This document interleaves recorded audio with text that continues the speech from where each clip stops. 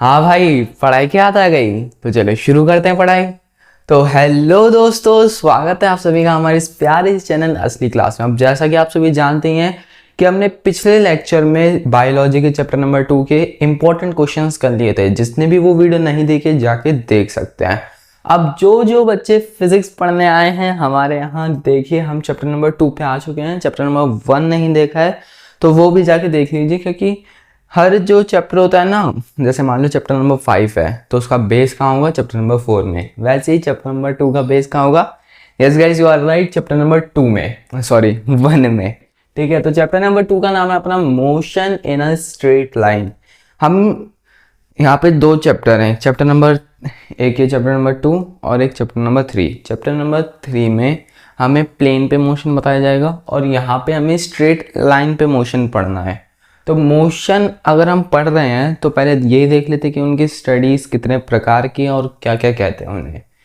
तो मोशन की जो स्टडीज़ हैं वो 4 प्रकार की इधर दे रखी हैं, जैसे mechanism, statics, kinematics and dynamics. इन सभी प्रकार की स्टडीज़ में थोड़े माइनर से डिफरेंस है, वो बस समझ लो आप। जैसा कि मैकेनिज्म में क्या है कि system of connected parts that transmit motion और force from a source to an output. यानी यहाँ पे साफ साफ बोल रखा है कि एक तरीके का एक सिस्टम होगा जो कि सोर्स से फोर्स लेगा और या फिर कह सकते हो ट्रांसमिट करेगा, सोर्स से फोर्स लेके ट्रांसमिट करेगा किसी बॉडी पे, या फिर सोर्स से मोशन लेके ट्रांसमिट करेगा किसी बॉडी में, जो कि आउटपुट जनरेट कर दे। इसका एग्जांपल क्या होगा? इसका एग्जांपल हो सकता है जैसे बाईसाइकिल के जो गियर होते हैं। गियर क्या लेते हैं? हमारे लेग की जो उतने भी फोर्स हैं वहाँ से एनर्जी ले रहे हैं, एनर्जी क्या ले, या फिर मोशन का जो भी सोर्स है वो क्या ले, फोर्स ले रहे हैं, और उस फोर्स को वो किस में लगा दे रहे हैं? बाईसाइकिल में लगा दे रहा है, बाईसाइकिल में लगा दे रहा है। अब यहाँ पे कोई एयर रेजिस्टेंस वगैरह कंसिडर करा गया? नहीं करा गया। तो इसलिए यहाँ पे फोर्स जो रहते हैं, फोर्स जो होती है जैसे एयर रेजिस्टेंस हो गई, या फिर पानी की, मतलब कभी कभी पानी से भी चेन जाम हो जाती है, तो वो सारी चीज़ें यहाँ पे नहीं ली गई हैं। तो यहाँ पे कोई भी एक्सटर्नल फोर्स जो होती है वो कंसिडर नहीं करी जाती। यहाँ पे सिंपली क्या होता है, एक सेट्स ऑफ कनेक्टेड पार्ट होते हैं। जैसे गियर में भी काफ़ी सारे पार्ट्स होते हैं, चेन भी होती है और उसके बटन्स वगैरह भी होते हैं। तो कनेक्टेड पार्ट्स होते हैं सिस्टम के, जो कि बाई हमारे लेग से क्या ले रहे हैं? मोशन ले रहे हैं, फोर्स ले रहे हैं किस सोर्स से, जो कि हमारे लेग से, और उसे साइकिल यानी आउटपुट को चलाने में, आउटपुट के वर्क करने में इस्तेमाल कर रहे हैं। नेक्स्ट हमारा आता है स्टैटिक्स। स्टैटिक्स क्या है? Study of object at the rest और इन इक्विलिब्रियम। भाई बहुत कठिन है इसका नाम लेना, इक्विलिब्रियम। Yes, equilibrium. ठीक है, तो स्टैटिक्स क्या है? जब भी हम किसी ऑब्जेक्ट पे जो कि रेस्ट पे है या फिर इक्विलिब्रियम में है, यानी उसकी जो वेलोसिटी है वो कांस्टेंट है, कांस्टेंट कह लो आप, है ना। तो उस स्टडी को, उस बेसिस पे जब ऑब्जेक्ट रेस्ट पे होता है या फिर इक्विलिब्रियम में होता है, तो उस समय की स्टडी को हम स्टैटिक्स कहते हैं। अब यहाँ पे क्या होता है ना, जो एक्सटर्नल फोर्सेस होती है, एयर रेजिस्टेंस वगैरह, या जितने भी ऑब्जेक्ट की वजह से ही मान लो एक्सटर्नल फोर्स लग रही है, जैसे पोटेंशियल एनर्जी लग रही है या फिर काइनेटिक एनर्जी लग रही है, तो वो सारी चीज़ें बैलेंस करी जाती हैं ना। अब आता है kinematics, study of motion without considering the force that cause it. यानी जो फोर्स है जिसने मोशन को कॉज किया है उसको विदाउट कंसिडरिंग करे आपने स्टडी कर ली मोशन की, उसे ही काइनेमेटिक्स कहते हैं। एग्जाम्पल के लिए ले सकते हो, जो कि हमारी फिजिक्स की बुक में क्वेश्चंस वगैरह होते हैं, कि एक जो पत्थर है वो फेंका गया, अब इतनी वेलोसिटी से फेंका और फिर वहाँ पे जाके रुक गया। अब बताओ कि कितनी देर में जाके रुका, या क्या उसका डिस्टेंस होगा, या क्या उसकी फाइनल वेलोसिटी होगी, तो कितनी देर में जाके गिरा, ये सारी चीज़ें पूछ ली जाती हैं। लेकिन यहाँ पे कभी भी हम एयर रेजिस्टेंस, है ना, जैसे हवा भी चलती है, सिर्फ ग्रेविटी थोड़ी अपना काम कर रही है, हवा भी अपना काम कर रही है, और भी काफ़ी सारी चीज़ें होती है। मान लो पत्थर की जो सरफेस है वो कुछ ज़्यादा ही रफ है तो फ्रिक्शन भी काम करेगी उस पर। तो वो सारी चीज़ें हम कंसिडर नहीं करते हैं जब हम काइनेमेटिक्स की एक टाइप है ये स्टडी का मोशन की, जब हम काइनेमेटिक्स कर रहे होते हैं। अब नाउ आता है हमारा डायनेमिक्स। डायनेमिक्स में हम वही सारी चीज़ें कर रहे हैं जो काइनेमेटिक में कर रहे हैं, वही डायनेमिक्स में भी कर रहे हैं। लेकिन यहाँ पे एक चीज़ हमारा डिफरेंस जाता है क्या, कि यहाँ पे जो भी फोर्स जो कि मोशन कॉज कर रहा था उसको हम कंसीडर नहीं कर रहे थे, लेकिन यहाँ पे हम कंसीडर कर रहे हैं। तो study of a motion considering the force that cause it. यहाँ पे क्या है, मोशन ही है। तो देखो सिंपल सा कहूँ मैं, अगर दोबारा इन चारों को समराइज करूँ तो जैसा कि आपने काफ़ी हाँ सोशल से करके देखते हैं एक बार। एक घर है, घर में क्या कौन कौन होता है, देखो एक घर है, घर में कौन कौन होता है, आदमी होंगे और क्या होंगे, महिलाएं होंगी। अब एक घर है जहाँ पे महिलाओं की बात सुनी नहीं जाती, बिल्कुल नहीं सुनी जाती, रूढ़िवादी, वो हो जाएंगे काइनेमेटिक्स कि फोर्स कंसीडर ही नहीं करा गया। और एक है कि जहाँ पे थोड़ा तो बोलने दिया जाता है महिलाओं को, वो हो गया स्टैटिक्स, यहाँ पे फोर्स को बैलेंस करा जाता है। लेकिन एक है बहुत ज़्यादा मॉडर्न परिवार जिसमें जो महिलाएं हैं वो बोल पा रही हैं, मतलब ये नहीं कि बोल पा रही हैं, मतलब डिसीजन ले पा रही हैं। तो वो सारी चीज़ें हो गई अपनी कंसिडरिंग द फोर्स, वो हो गई डायनेमिक्स में। बस ऐसे याद रख लो और ये सारी चीज़ें भी याद आपको रह जाएंगी। सिंपल फिजिक्स के नाम पे एसएसटी पढ़ा रहा हूँ मैं, सही है। और नेक्स्ट आता है हमारा टाइप ऑफ मोशन। मोशन के भी काफ़ी अलग अलग टाइप हैं।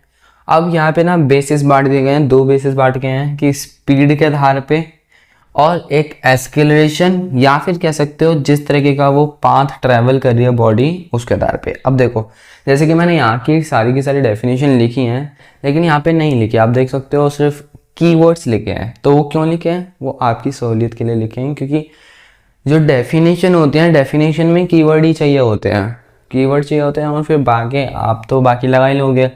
कि जैसे कि अभी देखो यहाँ पे सर्कुलर मोशन है, सर्कुलर मोशन में मैंने क्या लिखा है, travel in a circular path. तो अब यहाँ से आप कैसे डेफिनेशन बना सकते हो कि व्हेन एन ऑब्जेक्ट या फिर when an body travels in a circular path then it's known to be in circular motion. Simple, एक बढ़िया डेफिनेशन बन गई, वो भी किसी से इस कीवर्ड से। बाकी सारी चीज़ें तो हमने खुद ही जोड़ी हैं। अब सर्कुलर मोशन में देखो आपको ये तो पता चल गया कि पाथवे कैसे कैसे डिफर हो रहे हैं। अब आते हैं एस्केलेशन कैसे डिफर हो रही है।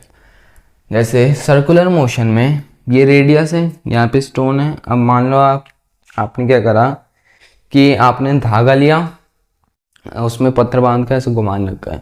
अब ये यहाँ पे जो सेंटर में आप खड़े हो, आप पत्थर घुमा रहे हो और पत्थर क्या कर रहा है, पत्थर बाहर जाने की कोशिश कर रहा है। तो जब पत्थर बाहर जाने की कोशिश करेगा तो उसको कहेंगे क्या, सेंट्रीफ्यूगल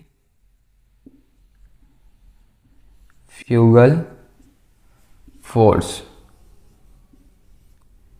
लेकिन वहीं पर ये जो तार है, तार कह लो या धागा कह लो, जिससे आपकी जो उंगली है और वो जो पत्थर है उसके डिस्टेंस का मतलब उसका जो फोर्स मेंटेन हो रहा है वो किसकी वजह से हो रहा है, इस तार की वजह से। और इस तार पे जो भी प्रेशर पड़ रहा है वो हो गया सेंट्रीपेटल फोर्स, सेंट्रीपेटल फोर्स। अगर ऐसे समझ नहीं आया तो एक और एग्जांपल लेते हैं। जैसे ये मान लो किसका, अर्थ का ऑर्बिट है और यहाँ पे अपना सन है। तो सन की जो ग्रेविटी होगी वो लगाएगी सेंट्रीपिटल फोर्स कि वो अंदर की तरफ खींचेगी। और सिंस ये बाहर की तरफ खींच रहा है और ये अंदर की तरफ खींच रहा है, तो इसलिए सर्कुलर मोशन में रिवॉल्व कर रहे हैं। और अर्थ जो चाहेगी वो बाहर जाना चाहेगी, तो ये इधर की तरफ खींच रहा है और ये इधर की तरफ खींच रहा है, तो इसलिए हमेशा ये ऐसे ऐसे ऐसे ऐसे चलती रहेगी। ठीक है, तो इसके जो फोर्स का फॉर्मूला होता है वो एक बार देख लो। फोर्स का फॉर्मूला क्या होता है, मास इंटू एस्केलेशन। तो मास तो हमने लिख दिया, अब एस्केलेशन हमने ऐसे लिखा है v² बाय r²। क्यों, क्योंकि यहाँ पे हर वक्त हर वक्त पे जो हमारी वेलोसिटी है वो बदलती रहती है। अब वेलोसिटी का बेशक मैग्नीट्यूड नहीं बदल रहा हो, लेकिन हल्के से, मतलब यहाँ पे एक पॉइंट है, अब हल्का इधर पॉइंट हुआ तो इसकी डायरेक्शन बदल गई। अब जैसी डायरेक्शन बदल गई वेलोसिटी में अपनी बदल गई। तो इसीलिए यहाँ पे एक्सेलरेशन का फॉर्मूला लिया हुआ है v²/r। अब रेक्टिलिनियर मोशन, जब भी कोई बॉडी स्ट्रेट लाइन में ट्रैवल करती है तो वो कहलाई जाती है रेक्टिलिनियर मोशन में। अब जैसे कि आप देख सकते हो यहाँ पे एक्सेलरेशन में आप जैसे कि यहाँ पे देख सकते हैं एक्सेलरेशन का फॉर्मूला ही दे रखा है v²/t। अब नेक्स्ट हमारा आता है रोटेटरी मोशन। तो देखो ना कैसे एक्सेलरेशन जो बॉडी की वो कैसे डिफर कर रही है। वहाँ पे आपका फॉर्मूला बन रहा है v²/r और यहाँ पे बन रहा है v-u/t। तो ऐसे ऐसे डिफरेंट पाथवेज के लिए एक्सेलरेशन भी का फॉर्मूला भी डिफर हो जाता है, लेकिन इनकी यूनिट सेम रहेगी, चाहे तो करके देख लो आप। और पाथवेज भी कैसे डिफर कर रहे हैं, यहाँ पे सर्कुलर पाथवे था और यहाँ पे रेक्टिलिनियर एकदम स्ट्रेट लाइन में पाथवे है। अब अगर कोई बॉडी या तो ट्रैवल कर रहा है या फिर रोटेट कर रहा है अपनी फिक्स्ड एक्सिस पे रोटेट कर रहा है, जैसे अर्थ रोटेट भी करती है और रेवोल्यूशन भी करती है, मतलब रोटेशन भी करती है और रेवोल्यूशन भी करती है। लेकिन जब वो रोटेशन कर रही होगी तो उस मोशन को कहेंगे अपन रोटेटरी मोशन, ठीक है। जब अर्थ रोटेशन कर रही होगी तो उस मोशन को कहेंगे रोटेटरी मोशन। क्यों? क्योंकि वो कहीं जा नहीं रही है उस समय। सिर्फ उस, अगर मान लो मैं रिवोल्यूशन मोशन हटा दूं और सिर्फ इसी मोशन को रखूं कि सिर्फ रोटेशन हो रही है, तो वो कहीं मूव नहीं हो रही। जैसे अर्थ तो आपको थोड़ा कंफ्यूजिंग लगेगा, आप फैन का एग्जांपल ले लो। फैन जो है वो कहीं जा नहीं रहा है लेकिन फिर भी मूव कर रहा है, और मूव अपने एक्सिस पे करे जा रहे हैं। या फिर हेलीकॉप्टर के ब्लेड्स ले लो, तो वो सारी चीज़ें रोटेटरी मोशन में आएंगी। नाउ नेक्स्ट हमारा है oscillatory motion. Oscillatory motion when an object repeat its original position after an interval of time। जब कोई भी ऑब्जेक्ट अपनी ओरिजिनल पोजीशन को, मतलब जैसे मान लो यहाँ से मैंने एक पेंडुलम लिया, मैंने क्या लिया, पेंडुलम लिया। यहाँ पे मैंने एक बॉल बांध दी। अब बॉल को पहले मैंने यहाँ खींचा, ये मेरी एक्सट्रीम पोजीशन, और फिर छोड़ा तो यहाँ पे आई और फिर से इधर आई। तो यानी ये क्या है, ये अपनी पोजीशन बार बार रिपीट कर रही है। ओरिजिनल पोजीशन क्या थी इसकी, ये थी, है ना। तो यहाँ पे छोड़कर दोबारा यहाँ आ रही है और यहाँ पे दोबारा जाके दोबारा यहाँ आ रही है। तो यानी एक समय, एक एग्जैक्ट इंटरवल ऑफ टाइम के बाद जब कोई ऑब्जेक्ट अपना ओरिजिनल पोजीशन रिपीट करता रहे तब उसे कहेंगे हम ऑस्किलेटरी मोशन। एग्जाम्पल के लिए इक्विलिब्रियम या फिर आप कह सकते हो पेंडुलम। नेक्स्ट है हमारा वाइब्रेशनल मोशन। वाइब्रेशनल मोशन क्या होता है, टू एंड फ्रो मोशन। जब भी कोई body to and fro motion में वर्क करने लग जाए तो उसे vibrational motion, then it's said to be in vibrational motion. To and fro motion क्या होता है, जैसे एक थाली है,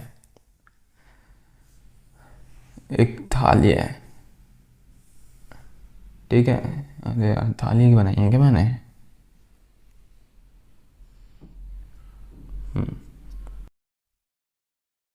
ये थाली है।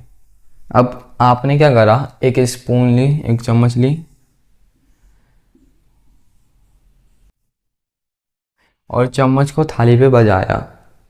अब आप ना अगर गौर से देखो, मतलब आपको वैसे तो वाइब्रेशन नहीं दिखेगी, लेकिन अगर इसमें आप पानी डाल दो और फिर बजाओ तो आपको दिखेगा कि जो वाटर है वो कभी आगे जा रहा है, कभी पीछे आ रहा है, कभी आगे जा रहा है, कभी पीछे आ रहा है, उसमें वाइब्रेशन हो रही हैं। तो वाइब्रेशन कहते किसे हैं, टू एंड फ्रो मोशन को कहते हैं। तो जब भी कोई object to and fro motion में हो तब हम कह सकते हैं कि वो वाइब्रेट कर रहा है, और जब भी कोई वाइब्रेट करे तो यानी वाइब्रेशनल मोशन में है वो। ये हो गया हमारा एक्सेलरेशन के बेस पे, या फिर जिस भी तरीके का वो पार्ट ट्रैवल कर रहा है उसके बेस पे जितने भी हमारे टॉपिक थे, जैसे सर्कुलर मोशन हो गया, rectilinear motion, rotatory motion, oscillatory motion, vibrational motion. ना अब आता है हमारा टाइप ऑफ मोशन में दूसरा बेस है जिसका नाम दिया हमने अकॉर्डिंग टू स्पीड। स्पीड के बेस पे यूनिफॉर्म मोशन हो सकता है, नॉन यूनिफॉर्म मोशन हो सकता है। अब यूनिफॉर्म मोशन कैसे होगा? स्पीड जब यूनिफॉर्म होगी, यूनिफॉर्म स्पीड कब होती है? जब जब टाइम इंटरवल के लिए, इक्वल टाइम इंटरवल के लिए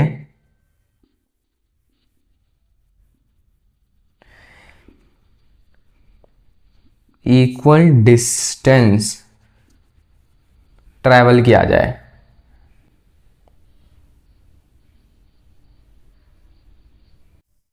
ट्रैवल किया जाए।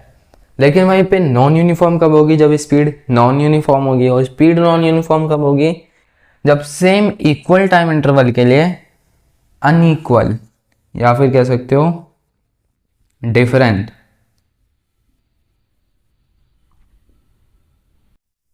अनइक्वल डिस्टेंस ट्रैवल किया जाए।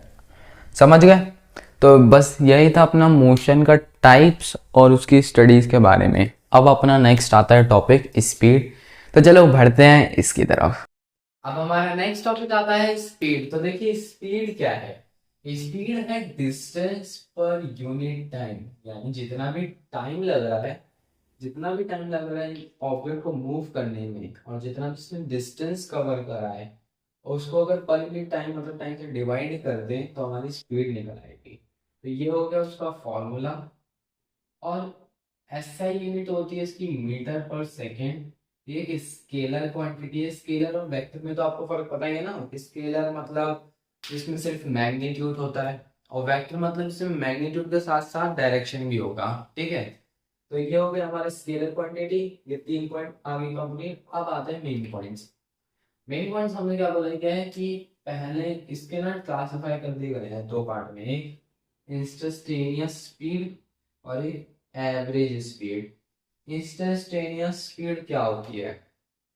इंस्टेंटेनियस स्पीड वो स्पीड होती है जो कि हमें गिवन टाइम पे निकालनी होती है, गिवन टाइम के लिए निकालनी होती है। जैसे मान लो अगर आपसे बोला गया कि एक गाड़ी है, वो 200 मीटर कवर कर चुकी, 200 मीटर कवर कर चुकी है, और वो भी कितने समय में कवर कर चुकी है? 5 मिनट क्या है, 5 सेकेंड में ना, मान लो 50 सेकेंड। गाड़ी है, कोई भी बॉडी है मान लो, उसने 200 मीटर कवर कर लिया कितने में? 50 सेकेंड में। तो अब मैं आपसे पूछूं कि मेरे को 25वें सेकेंड की, मेरे को 25th सेकेंड की स्पीड बताओ। मैं अगेन दिमाग में वर्ड्स, मैं कोई 25 से पहले जितने 25 तक की स्पीड नहीं पूछ रहा, मैं 25 सेकेंड पर की स्पीड पूछ रहा हूँ, यानी 24 सेकेंड की एंडिंग की, और 25 सेकेंड, 25वें सेकेंड की, 24 सेकेंड के एंडिंग की, 24 सेकेंड से एंड के लेकर 25वें सेकेंड के एंड तक की बीच की मैं स्पीड पूछ रहा हूँ। यानी मोटा मोटा कहे तो मैं 25वें सेकेंड की स्पीड पूछ रहा हूँ। तो वो कैसे निकालेंगे? तो उसका सीधा सीधा फॉर्मूला है कि जो भी डिस्टेंस में चेंज आएगा ना, उसको डिवाइड कर दो तुम टाइम के चेंज से। जैसे कि डी टी बाई, जैसे यहाँ पे डेल्टा एक्स का, डेल्टा का मतलब ही होता है चेंज, जिस किसी भी चीज में चेंज आना। तो यहाँ डेल्टा जो होते हैं वो बड़ी यूनिट के लिए यूज करा जाता है। अब डेल्टा ये तो बहुत छोटी यूनिट है, यानी सेकंड के बीच में भी हम देख रहे हैं वो काफी सारी एकदम नेग्लिजिबल यूनिट्स है। तो इसलिए हम क्या करेंगे, हम इसको करेंगे, हम डेल्टा को डी बना देंगे। बस सिंपल इतना काम है, और हमारा इंस्टेंटेनियस स्पीड का फॉर्मूला भी डिराइव हो चुका है। Now average speed, average speed वो स्पीड है जो भी हमने टोटल डिस्टेंस ट्रैवल करा है बाय द बॉडी, मतलब बॉडी ने जो भी टोटल डिस्टेंस ट्रैवल करा है उसको पर यूनिट कर दो, मतलब डिवाइड कर दो किससे? टोटल टाइम टेकन से। वो भी कुछ इस तरह, जैसे कि आप सभी देख सकते हो यहाँ पे हमने डिस्टेंस 1 प्लस डिस्टेंस 2 को time 1 plus time 2 different time intervals को प्लस कर दिया है, और डिफरेंट डिस्टेंसेस को प्लस कर दिया, यानी टोटल डिस्टेंस निकालने की, टोटल डिस्टेंस कितना चला बॉडी ने, और टोटल जो टाइम देखा है वो कितना हुआ है। जैसा कि अभी मैं आपको क्वेश्चन दूंगी, अगर एक महिला है, एक वुमेन है,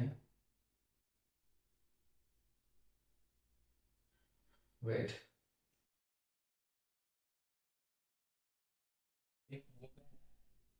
कि घर से ऑफिस गई, घर से ऑफिस गई, उसके घर से ऑफिस कितनी दूर है, 200 मीटर मान लो।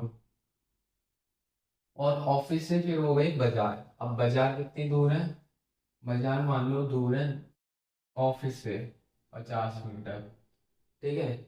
और सिर्फ उसने घर से ऑफिस जाने के लिए 200 मीटर में 50 सेकंड लगाए।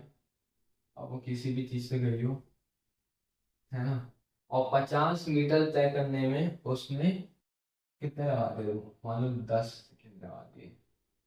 अज्यूम कर रहे हैं ये सारी चीजें, ठीक है। तो यानी हम अगर महिला की एवरेज स्पीड निकालेंगे तो वो कैसे निकलेगी, टोटल टाइम हम प्लस कर देंगे, हम टोटल डिस्टेंस प्लस कर देंगे। 250/60, 0 0 कटा, ये आपका आ गया कितनी बार पे, 64 पॉइंट समथिंग वैल्यू आएगी। ठीक है। तो ये निकलेगी उसकी, और उसकी ऐसे ही होगी मीटर पर 24/10, हाँ 4.1 लगभग मीटर पर सेकेंड महिला की जो क्या निकली है, एवरेज स्पीड निकली है।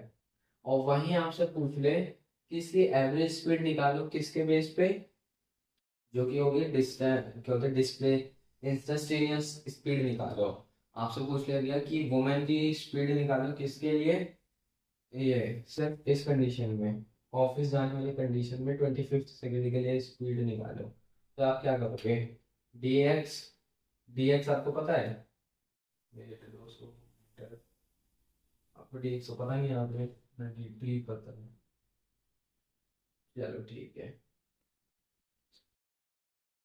यहाँ पे दे नहीं रखा वैसे कि 25 सेकंड में कितना डिस्टेंस ट्रेवल करा है।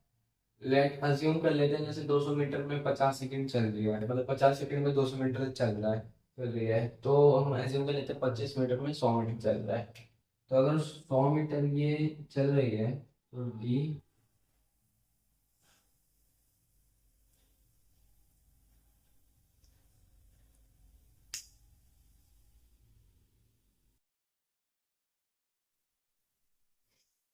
तो यही है हमारा आपका क्या, स्पीड, स्पीड इंस्टेंटेनियस स्पीड क्या होगी, D x by D T.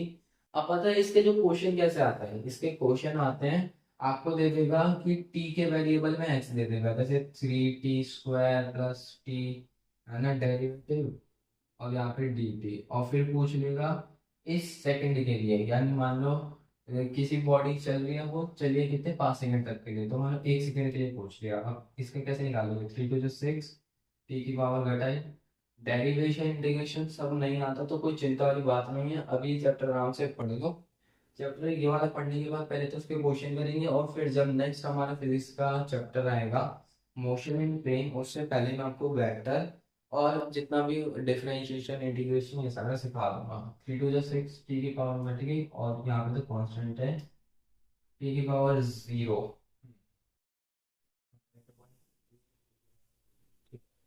तो यहाँ पे आ जाएगा 60+1, राइट, यस।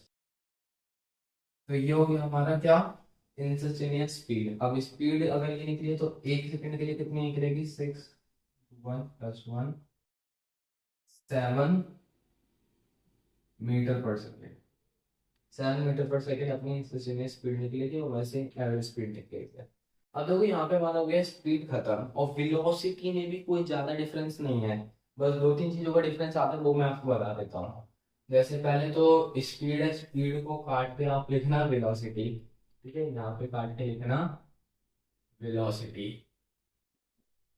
अब वेलोसिटी क्या है, वो डिस्प्लेसमेंट है, यहाँ पे डिस्टेंस पर यूनिट टाइम था, वो था ये है distance per unit time. Velocity क्या है, displacement per unit time. Distance और डिस्प्लेसमेंट में फर्क तो पता है ना, यार आप देखो मुंह मत बनाओ, 9th में पढ़ के आए हो आप सब ये सारी चीजें। तो डिस्टेंस और डिस्प्लेसमेंट में आपको ये चीजें पता होनी चाहिए, अगर नहीं पता तो देखो दोबारा मैं बता दूं कि जब भी कोई बॉडी ट्रैवल करती है तो जितना आपने इनिशियल पॉइंट से फाइनल पॉइंट में जाने के लिए दूरी तय कर ली है, जितना भी डिस्टेंस ट्रैवल करा है, या कह सकते हो जितना भी पाथवे की लेंथ है, उसे हम कहेंगे डिस्टेंस। डिस्टेंस। लेकिन मान लो यहाँ से आ गया, यहाँ से यहाँ आ गया, तो क्या क्या प्लस होगा, ए बी सी, तो डिस्टेंस क्या निकलेगा, ए सी प्लस बी सी। लेकिन यहीं पे अगर मैं डिस्प्लेसमेंट पूछूं तो डिस्प्लेसमेंट क्या निकलेगा, जो भी शॉर्टेस्ट मतलब जितना भी पाथवे ट्रेवल कर रहा है, तो इनिशियल और फाइनल के बीच में शॉर्टेस्ट डिस्टेंस जो होगा, शॉर्टेस्ट डिस्टेंस क्या है, ए बी। बस यही मेन डिफरेंस है। और एक दो और डिफरेंस आते हैं, जैसे ये स्केलर क्वांटिटी, ये वेक्टर क्वांटिटी। बाकी और ज़्यादा कोई डिफरेंस है नहीं इन चीज में। तो डिस्टेंस की जगह डिस्प्लेसमेंट आ जाएगा। यहाँ पे स्पीड की फॉर्मूला की जगह यहाँ पे आ जाएगी वेलोसिटी का formula, velocity is equals to displacement upon time. SI unit भी इसकी मीटर पर सेकेंड दी जाएगी, लेकिन यहाँ स्केलर क्वांटिटी की जगह आ जाएगी ये वेक्टर क्वांटिटी। इंस्टेंटेनियस स्पीड में यहाँ पे जो D H by D T है, एक्स, हम एक्स को किससे डिनोट करते हैं, मतलब एक्स किसके लिए डिनोट करते हैं, डिस्टेंस के लिए। तो इंस्टेंटेनियस वेलोसिटी का क्या फॉर्मूला बनेगा, इंस्टेंटेनियस वेलोसिटी का फॉर्मूला सेम ही रहेगा, बस डिस्टेंस की जगह डिस्प्लेसमेंट आ जाएगा, D S by D T. और एवरेज स्पीड की जगह अगर मेरे को एवरेज वेलोसिटी निकालनी है, तो वो यहाँ पे थोड़ा डिफरेंस आता है। कैसे, देखो कहाँ ग्राफ कलम यहाँ आता हूँ। देखो एक ऑब्जेक्ट है, ऑब्जेक्ट यहाँ से यहाँ चला, फिर यहाँ से यहाँ चला, ठीक है, तो ये होगी इसकी पोजीशन वन, और ये होगी पोजीशन टू, या फिर position initial position, final position कह सकते हो। अब मैं इसका डिस्प्लेसमेंट निकालूंगा, तो कैसे निकालूंगा, और ये वाली चीज आएगी हमारी, ये जो ये वाली चीज है ये हमारी मेन डिस्प्लेसमेंट आएगी, है ना। अब ये चीज हम ऐसे तो निकाल नहीं सकते ग्राफ में, लेकिन यहाँ पे हम दो अलग अलग चीजें मतलब यहाँ पे हम दो अलग अलग डायरेक्शन में जा रहे हैं, लेकिन हम क्या पढ़ रहे हैं, मोशन इन स्ट्रेट लाइन। यानी अगर मैं इसके लिए लूँ, इसके लिए लूँ, तो ये चीज यहाँ मोशन इन स्ट्रेट लाइन में ये वाला केस सही बैठेगा। क्यों, क्योंकि देखो सबसे पहले एसी तक गया, एसी तक जाने के लिए जो इसकी डिस्प्लेसमेंट होगी सिर्फ एसी तक जाने के लिए, मतलब एक ऑब्जेक्ट है जो, या फिर कह लो बॉडी है, जो ए पॉइंट से सी पॉइंट तक चली, तो सिर्फ सी पॉइंट तक चलने पर उसकी डिस्प्लेसमेंट क्या होगी, एसी, एसी। और नाउ देन बी, सी से बी चली, नाउ अब इसकी डिस्प्लेसमेंट क्या होगी, बीसी। तो अगर मेरे को टोटल डिस्प्लेसमेंट चाहिए, तो मैं क्या करूंगा, इन डिस्प्लेसमेंट्स को माइनस करूंगा, तभी तो मेरा ए सी में से बी सी का, तभी तो मेरा ए भी आएगा, टोटल डिस्प्लेसमेंट। तो वही चीज हम यहाँ पे करेंगे, हम जो एवरेज स्पीड निकालने के लिए, एवरेज स्पीड निकालने के लिए टोटल डिस्प्लेसमेंट लिखते हैं, total displacement upon total time, जितना भी टाइम टेकन किया है, तो वो कैसे लिखेंगे, एक्स टू जो फाइनल पोजीशन है उसमें से इनिशियल पोजीशन माइनस कर देंगे, और अगर डिस्टेंस माइनस हो रहा है तो टाइम भी माइनस होगा, तो टी टू माइनस, ये हो गया हमारा एवरेज, सॉरी एवरेज वेलोसिटी का क्या फॉर्मूला। एवरेज वेलोसिटी हो गई हमारी, इंस्टेंटेनियस वेलोसिटी हो गई। अब क्या जादूगर को देखो, एक्सप्लेनेशन भी सिर्फ बढ़ा दो, तो सबसे पहले तो जगह तो बहुत है हमारे पास, एस्केलेशन में भी कुछ ज़्यादा डिफरेंस आता नहीं है, मतलब एस्केलेशन में हाँ डिफरेंस तो आता है। पहले तो यहाँ पे लिखते हैं एस्केलेशन, टॉपिक में आया था अपना acceleration, acceleration, just wait a minute.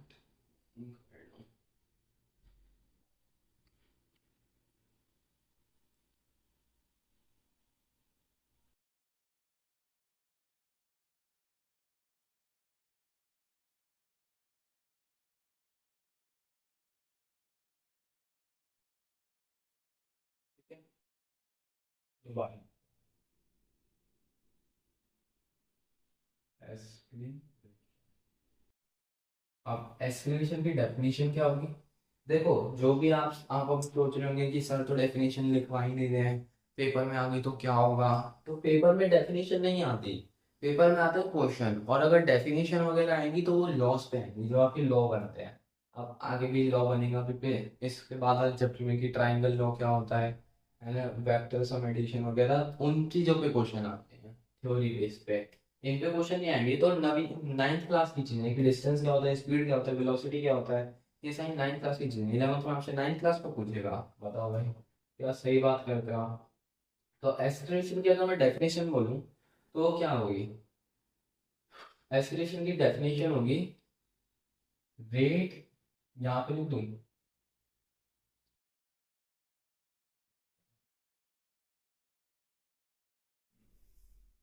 Aspiration की डेफिनेशन होगी rate of change in velocity. जहाँ पे भी रेट लग रहा है, रेट लग रहा है उसका क्या मतलब है? उसका मतलब है कि वहाँ पे टाइम से डिवाइड हो रहा है। तो चेंज इन वेलोसिटी का क्या मतलब है? चेंज इन वेलोसिटी का मतलब है इनिशियल मतलब final velocity minus initial velocity.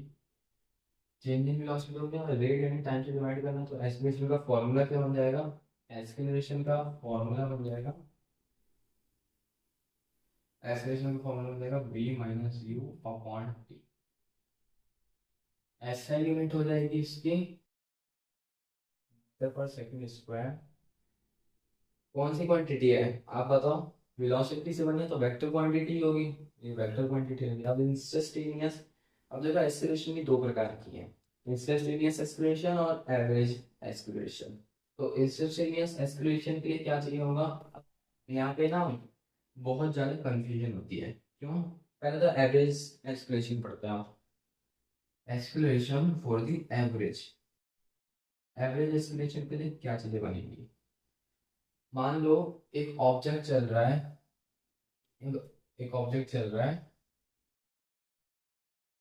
v1 velocity से, ठीक है? फिर उसने ब्रेक लगाई और उसकी वेलोसिटी, यहाँ पे ब्रेक लगाई, उसकी वेलोसिटी हो गई v, या ब्रेक लगाई या फिर बढ़ाई उसने गाड़ी, जैसे भी चेंज करी इतनी वेलोसिटी और v2 वेलोसिटी में चलेगा। तो अब इस चीज के लिए जितनी भी टोटल वेलोसिटी निकली है वो कैसे निकलेगी? जो भी बड़ा भी होगा, चेंज इन वेलोसिटी आ रहा है तो चेंज के लिए क्या निकालते हैं? डेल्टा। अब यहाँ पे ना जो चेंज है वो माइन्यूट नहीं है, इसकी तरह माइन्यूट नहीं है इंस्टेंटेनियस की तरह कि एक सेकंड के लिए निकल रहा हो।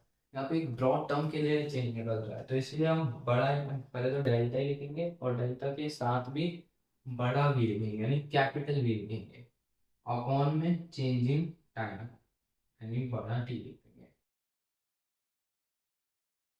ठीक है, तो अब इसका फॉर्मूला क्या बनता है? फॉर्मूला इसका बनेगा v2 minus v1 upon t2 minus, यही इसका फॉर्मूला एवरेज एस्केलेशन का फॉर्मूला बनेगा।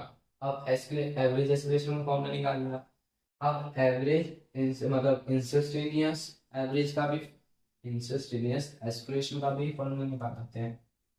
एस्केलेशन फॉर इंस्टेंटेनियस, इंस्टेंटेनियस में क्या होता था? एक बहुत छोटे टाइम पीरियड के लिए यानी बहुत छोटे सेकंड के लिए हम एस्पिरेशन निकालते थे। अगर उस चीज के लिए एस्पिरेशन निकालेंगे तो भी यही चीजें करेंगे, हम वेलोसिटी में चेंज करेंगे और टाइम में चेंज होगा। टाइम में चेंज होगा क्योंकि बहुत माइन्यूट छोटे से चेंज के लिए कर रहे हैं। तो अगर बहुत छोटे माइन्यूट से चेंज के लिए हम ये चीजें निकाल रहे हैं तो यहाँ पे स्मॉल v और स्मॉल t आएगा, और इसको आप ऐसे भी लिख सकते हो डिफरेंशिएट करके कि dv बाय डी।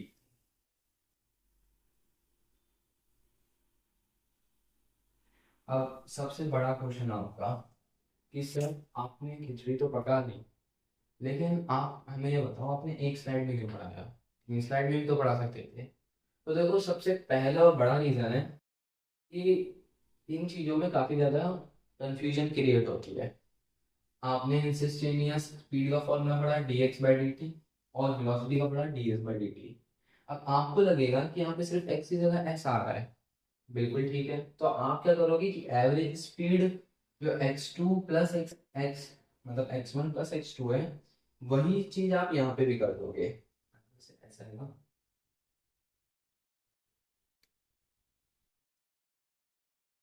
वही चीज आप यहाँ पे भी कर दोगे। आप वेलोसिटी एवरेज का फॉर्मूला निकाल दोगे कि S1 plus S2 upon T1 plus T2, लेकिन वो गलत हो जाएगा। तो उस कंफ्यूजन को हटाने के लिए एस टी ये वाला रखा मैंने, इधर भी रखा। अब एस्केलेशन भी क्यों इधर ही पढ़ाया, क्योंकि एस्केलेशन में भी पहले तो देखो इंस्टेंटेनियस, अभी आपने ये चीजें समझ आ रही धीरे धीरे करके कि डिफरेंशिएट कैसे होता है, ये सारी चीजें आपने पहले कभी करी नहीं है। तो पहले तो ये ग्राफ मैंने बनाया, ग्राफ से आपको समझाई चीजें। अब जब आपने वेलोसिटी वगैरह की सारा चीजें समझ लिया था, उसी से रिलेट करके साथ ही साथ में अगर ये चीज समझ लेते तो आपको समझ आ जाती, और समझ आ भी गई होगी। जैसे एस्पिरेशन में बड़ा चेंज आ रहा है, इसलिए हमने डेल्टा का डेल्टा ही रखा और V2 minus V1 bye T2 minus T1 रख दिया। और एस्पिरेशन इंस्टेंटेनियस के लिए भी हमें चेंज ही देखना है, लेकिन वो छोटा चेंज होगा, इसलिए dV बाई dt रखा। तो सिंपल है, कहीं वरना आप ये टोटल यहाँ पे V2 प्लस V1 रख देते, T2 प्लस T1 रख देते, तो कंफ्यूजन क्रिएट ना हो, इसलिए मैंने आपको पूरा की पूरा स्पीड, वेलोसिटी और एक्सेलरेशन चीजें एक ही स्लाइड में पढ़ा के एकदम पूरा स्वाहा कर दिया है। तो बढ़ते हैं अपने नेक्स्ट टॉपिक की तरफ। नेक्स्ट टॉपिक हमारा एक छोटा सा प्यारा सा टॉपिक है, आइए उसे भी खत्म करते हैं। नेक्स्ट आते हैं हमारे कुछ ग्राफ्स। अब देखो ग्राफ्स हमारे पास दो ग्राफ्स हैं, पहला डिस्टेंस टाइम ग्राफ और दूसरा वेलोसिटी टाइम ग्राफ। अब जब भी आपको कोई ग्राफ दिया जाए, मान लो एक ग्राफ है, अब एक ग्राफ आप अज्यूम कर लो कि ये जो ग्राफ है डिस्टेंस टाइम ग्राफ है, ठीक है। तो उसके अंदर एक स्लोप बना दिया मैंने। अब अगर मेरे को ये स्लोप निकालना है तो मैं क्या करूंगा, थीटा निकालूंगा, यानी लेट ए बी सी। तो जो स्लोप होगा वो किसके बराबर होगा, tan theta equals to A B perpendicular by base B C. तो टेन थीटा किसके बराबर होगा, A B by B C. और यही हमारा होगा क्या, स्लोप। तो स्लोप अगर ये होगा tan theta by A B by B C, लेकिन अगर मैं आपसे पूछूं डिस्टेंस और टाइम का स्लोप देगा क्या, तो वो कैसे निकालोगे आप। तो जब भी आपसे कोई ऐसे पूछे, कोई भी आपको ग्राफ दिया है, तो एक्स पोजीशन, जो उसकी एक्स पोजीशन होगी और जो उसकी वाई पोजीशन, वाई जो भी वैल्यू होगी, ठीक है, जो एक्स वैल्यू मतलब एक्स डायरेक्शन में, सॉरी उल्टा बना दिया, जो भी y डायरेक्शन में क्वांटिटी होगी, जो भी x डायरेक्शन में क्वांटिटी होगी, अगर मैं उसको डिवाइड कर दूं तो वो मेरे को देगा स्लोप। और अगर मैं उनको मल्टीप्लाई कर दूं तो वो मेरे को क्या देगा, एरिया अंडर द स्लोप, यानी एरिया अंडर द स्लोप। इस केस में स्लोप क्या दे रहा है, डिस्टेंस बाय टाइम क्या होता है, स्पीड। और डिस्टेंस इनटू टाइम क्या होता है, वो हमें कुछ कुछ नहीं होता डिस्टेंस टाइम। अगर होता भी होगा तो हमारे सिलेबस में नहीं है, इसलिए हमने, आप यहाँ पे देख सकते हो, हमने यहाँ पे सिर्फ दो ही कॉलम बनाए कि स्लोप और उसकी डायरेक्शन स्टार्ट कहाँ से होता है, लेकिन यहाँ पे हमने तीन कॉलम बनाए हैं कि एरिया भी निकालना है जो अंडर दी स्लोप आता है, क्योंकि वेलोसिटी इनटू अगर टाइम करो तो डिस्प्लेसमेंट आ जाएगा। तो डिस्प्लेसमेंट भी तो होती है एक चीज हमारे सिलेबस में है, जो इसलिए हम पढ़ेंगे, ठीक है। तो अब पढ़ते हैं distance time graph. Distance time graph एक एक्स डायरेक्ट मतलब वाई डायरेक्शन में हमारा एक्स है यानी डिस्टेंस, और एक्स डायरेक्शन में हमने टाइम लिया है। तो इसका स्लोप क्या दर्शाएगा, एक्स इंटू टी क्या होता है, वेलोसिटी। तो स्लोप दर्शाएगा हमारा क्या, वेलोसिटी क्या होगा, स्पीड। तो स्लोप होगा ना, वो किसके बराबर होगा, स्पीड के। अब इसकी डायरेक्शन पूछिए, डायरेक्शन किस में नापते हैं, या तो पॉजिटिव या तो नेगेटिव या जीरो, ठीक है। तो वही चीज हमें यहाँ पे देखनी है। तो डायरेक्शन इसकी क्या होगी, इसका ठीक डायरेक्शन आप ऐसे देख सकते हो कि अगर थीटा, इफ जो थीटा है वो पॉजिटिव है तो डायरेक्शन जो भी स्लोप की वो भी पॉजिटिव होगी, थीटा नेगेटिव है तो डायरेक्शन स्लोप की भी नेगेटिव होगी। और अगर थीटा, जो थीटा है हमारा वो जीरो है तो स्लोप भी हमारा जीरो रहेगा। जैसे कि इस केस में अगर देखो तो थीटा पॉजिटिव है, अगर थीटा हमारा पॉजिटिव है देयरफॉर स्लोप जो होगा, स्लोप को मैं एस एल से डिनोट कर रहा हूँ, ठीक है, एस एल यानी स्लोप भी हमारा पॉजिटिव होगा। अब वैसे ही यहाँ पे हम देखते हैं, यहाँ पे जो पहले तो और भी चीजें भी हैं। अब ये स्टार्ट कहाँ से कर रहा है या फिर इसका इंटरसेप्ट क्या है। अब देखो ये दोनों अलग अलग चीजें लेकिन ये कोरिलेटेड है। कैसे? अगर मैं आपसे पूछूं कि ये स्टार्ट कहाँ से कर रहा है तो आप बोल देंगे ऑरिजिन से कर रहा है। लेकिन अगर मैं पूछूं इंटरसेप्ट क्या है इसका, तो इंटरसेप्ट का शायद आप में से कईयों को मतलब पता होगा, कईयों को नहीं पता होगा। जिनको नहीं पता है मैं बता देता हूँ। जब भी कोई स्लोप होता है ग्राफ में, तो या तो वो एक्स एक्सिस को या फिर वो वाई एक्सिस को जहाँ पे कट करता है वही पॉइंट उसका इंटरसेप्ट माना जाता है। ठीक है, तो यहाँ पे ओरिजिन से स्टार्ट हो रहा है तो स्टार्ट फ्रॉम वेस्ट,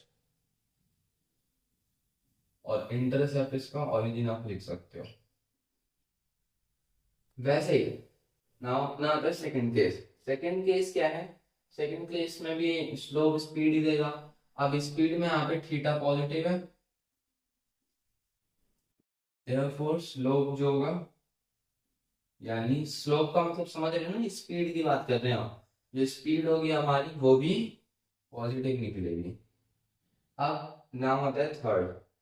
थर्ड में हमारा जो थीटा है वो यहाँ पे तो नेगेटिव है, यहाँ पे नेगेटिव है, यहाँ पे जीरो, और यहाँ वेट थीटा जो है वो नेगेटिव जा रहा है, और स्लोप जो है वो कांस्टेंट है। अब ये जो पॉजिटिव नेगेटिव चलता है ना, ये हमेशा कांस्टेंट के लिए चलता है। अब अगर मान लो आपको ऐसे दे दिया, कुछ इस तरह की डायग्राम दे दिया, पैराबोला बना दिया, है ना, कुछ इस तरह का डायग्राम दे दिया, तब आप कैसे बताओगे? वो भी आपको बता देंगे जब अपने नेक्स्ट में मतलब लास्ट में आएंगे। ठीक है, तो यहाँ पे क्या है, पहले तो यही का देखते हैं स्टार्ट कहाँ से कर रहा है। अब स्टार्ट ये ओरिजिन से नहीं कर रहा, स्टार्ट कर रहा है ये पहले से ही मूव कर रहा है, लेकिन ये फिर मूवमेंट थी, यानी बॉडी यहाँ से स्टार्ट कर रही है। जो बॉडी है वो पहले से स्टार्ट कर चुकी है, जो बॉडी वो चलना पहले से स्टार्ट कर चुकी है, लेकिन वो जो ग्राफ बनाया हमने वो कुछ मूविंग बॉडी पे बनाया है, वो कुछ टाइम बाद ही बनाया है।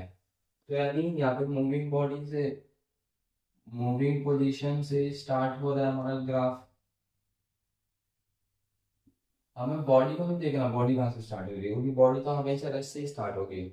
हमें ग्राफ देखनी थी, ग्राफ कहाँ से हमारा स्टार्ट हो रहा है। ग्राफ तो मूविंग पोजीशन से स्टार्ट हो रहा है। और अगर मैं इसका इंटरसेप्ट पूछूं तो इंटरसेप्ट हो जाएगा वाई इंटरसेप्ट। वाई इंटरसेप्ट है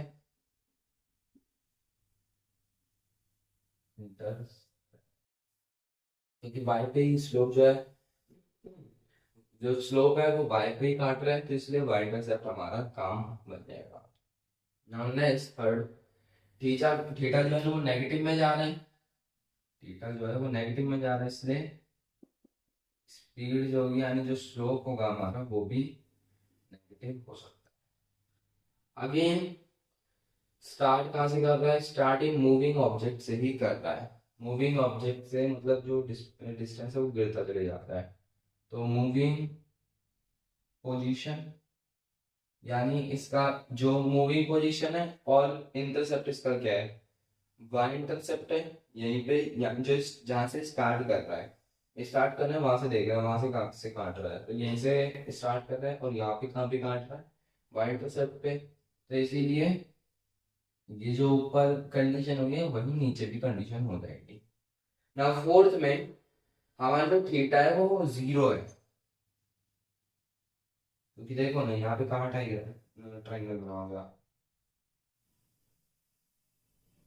यहाँ पे ट्राइंगल कहाँ बना हो गया, हाइपोटेन्यूज जो हमारी बे परपेंडिकुलर है वो जीरो हो गई। जीरो से अगर किसी भी चीज को मल्टीप्लाई करो या फिर डिवाइड, डिवाइड में तो नहीं आता, जीरो को अगर किसी भी चीज तो जीरो आएगा, तो थीटा जो है वो जीरो आ गया। अगर थीटा जीरो है देयरफॉर स्लोप जो होगा वो भी हमारा जीरो होगा। अब यहाँ पे देखो फिफ्थ, जो थीटा है वो ऊपर की तरफ जा रही है, यहाँ पे तो स्लोप ऊपर की तरफ जा रहा है, तो थीटा जो होगा पॉजिटिव,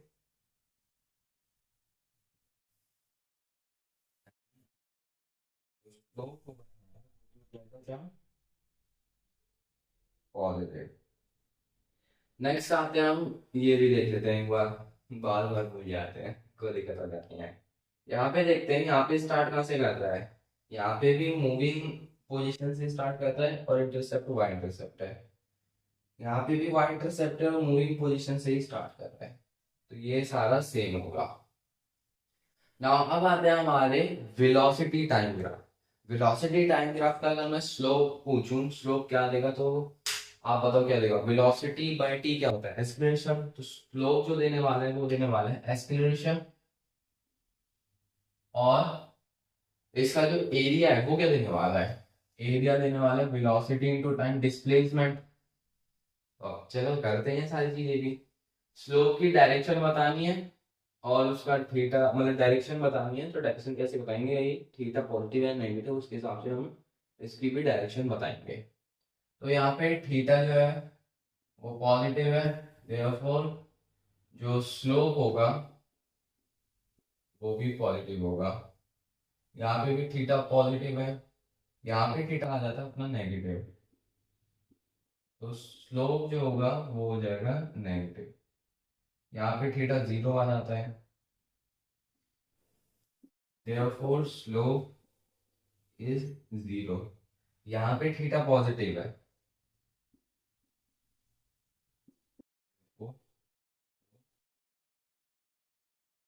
इक्वल्स टू, ठीक है। ये सारी चीज समझ आ रही है ना, कहीं पे भी हल्का सा भी डाउट हो ना, आप एक बार कमेंट सेक्शन में बता देना, मैं वहीं को रिप्लाई कर लूंगा। अब इस कंडीशन को देखने से पहले हम पहले इस कंडीशन को देखते हैं, क्यों, अभी आपको बताता हूँ। अगर हम जो पॉजिटिव नेगेटिव कर रहे हैं वो किसके लिए कर रहे हैं, कांस्टेंट एक्सप्रेशन के लिए। एक और चीज हमें लिखनी है कि ये जो स्लोप है हमारा वो कांस्टेंट है या फिर क्या कहते हैं इरेगुलर है, कह सकते हो यूनिफॉर्म है या फिर नॉन यूनिफॉर्म है, ऐसे कह सकते हो। तो देखो स्लोप जो अभी देखते हैं कांस्टेंट कौन कौन सा है, ये कांस्टेंट है एकदम थीटा यहाँ जे मतलब।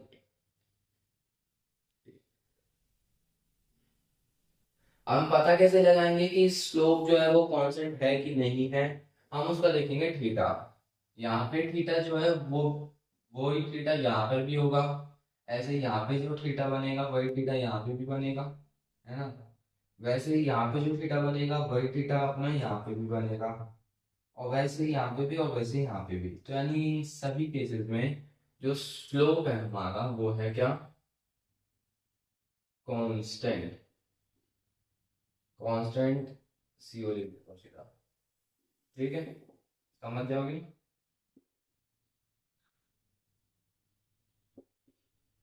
कांस्टेंट यानी जो थीटा है वो कांस्टेंट है, तो स्लोप भी होगा वो भी कांस्टेंट होगा।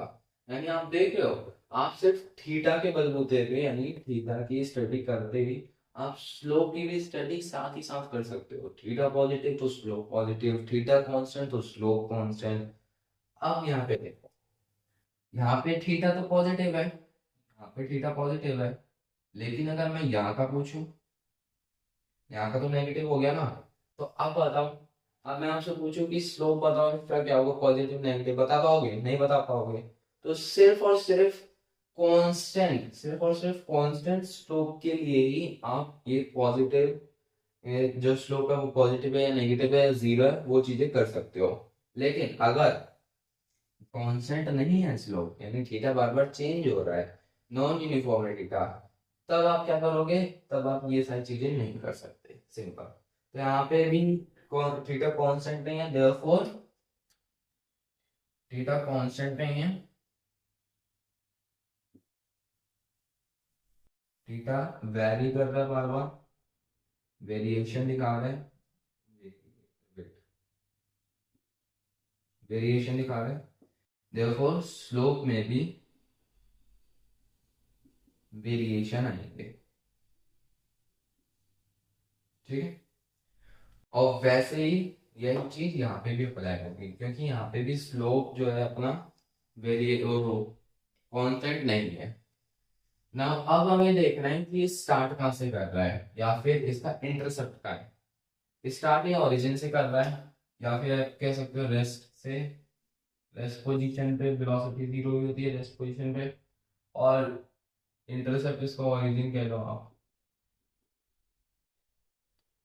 नाउ यहाँ पर मूविंग बॉडी है, क्योंकि वेलोसिटी अगर किसी के पास पहले से गेन है तो वो पहले से ही समझ आता है कि यार ये मूविंग बॉडी है, तो मूविंग बॉडी है और इंटरसेप्ट हो जाएगा इसका, सही से लिख देते हैं, इंटरसेप्ट हो जाएगा इसका बाय। यहाँ पर भी मूविंग बॉडी है, इंटरसेप्ट वाई हो जाएगा, यहाँ पे भी मूविंग बॉडी इंटरसेप्ट वाई, यहाँ पे भी moving body intercept Y, but यहाँ पे मूविंग बॉडी रहेगी इंटरसेप्ट वाई।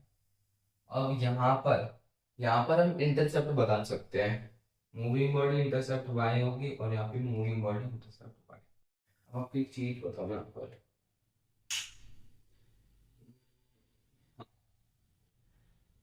एक ये वाला डायग्राम होता है ना, ये पेपर में बहुत ज्यादा पूछा जाता है। क्यों? क्योंकि ये एक लौता डायग्राम है जो डिस्टेंस, मतलब ये रेस्ट पोजीशन का डायग्राम है। आप सीधा सीधा कह सकते हैं ये जो डायग्राम है ये रेस्ट पोजीशन का डायग्राम है। आपसे बोल जाएगा ड्रॉ द डायग्राम या फिर give the diagram for distance time graph where the object या फिर body is in the rest position. तो पता कैसे लगाओगे? देखो डिस्टेंस बढ़ रहा है इधर, लेकिन टाइम बढ़ रहा है। अब मैं यहाँ पे खड़ा हूँ तो मेरा डिस्टेंस बढ़ रहा है, नहीं बढ़ रहा, लेकिन टाइम जो है वो टाइम थोड़ी रुक रहा है, टाइम तो चलते जा रहा है। तो बच्चे सोचते हैं कि यार स्लोप तो यहाँ पे चलता जा रहा है तो ये रेस्ट पे कैसे हुआ? तो ऐसा नहीं होता। अगर मैं यहाँ पे खड़ा हुआ हूँ और टाइम बढ़ता चले जा रहा है तो स्लोप में तो हम वो दर्शाएंगे ना कि टाइम बढ़ रहा है, लेकिन डिस्टेंस नहीं बढ़ रहा। तो इसीलिए ये जो पोजीशन है ये रेस्ट पोजीशन है। अब अगर वेलोसिटी टाइम ग्राफ में लगाओ, वेलोसिटी टाइम ग्राफ में जो आपका रेस्ट के लिए बनेगा, रेस्ट के लिए ऐसे बन जाएगा, ये तो करना चाहिए, ये वेलोसिटी और ये, जैसे ये वेलोसिटी है और ये टाइम है। तो वेलोसिटी जब मेरी जीरो होगी तभी मैं रेस्ट पे होऊंगा, तो वेलोसिटी जीरो है और जीरो के साथ साथ ही टाइम तो बढ़ ही रहा है। तो ये पोजीशन जब हो जाएगी तब वेलोसिटी टाइम ग्राफ में ये ग्राफ रेस्ट पर हो जाएगा। ठीक है, अब देख लेते हैं इनका एरिया। एरिया हमें पता है, वेलोसिटी टाइम ग्राफ जब भी हम किसी ग्राफ का देखते हैं आपको ये हमेशा याद रखना है कि आपको कभी भी ना रटना नहीं है कि इसका डिस्टेंस टाइम ग्राफ का स्लोप जो है एक्सप्लेनेशन देता है या फिर डिस्टेंस टाइम ग्राफ का एरिया कुछ नहीं देता, या फिर वेलोसिटी टाइम ग्राफ का जो स्लोप है वो एस्केलेशन एस्केलेशन देगा इसका, सॉरी इसकी स्पीड देगा, इसका एस्केलेशन देगा, और इसका जो एरिया होगा वो डिस्प्लेसमेंट देगा। ऐसे कभी नहीं रटना। आपको हमेशा जो मैंने आपको ट्रिक बताई थी कि एक्स कंपोनेंट और वाई कंपोनेंट को डिवाइड कर दोगे तो आपका स्लोप निकल आएगा, और एक्स कंपोनेंट और वाई कंपोनेंट को आप मल्टीप्लाई कर दोगे तब क्या निकल जाएगा आपका एरिया अंडर दी स्लोप। तो वही चीज हम यहाँ पे भी करने वाले हैं।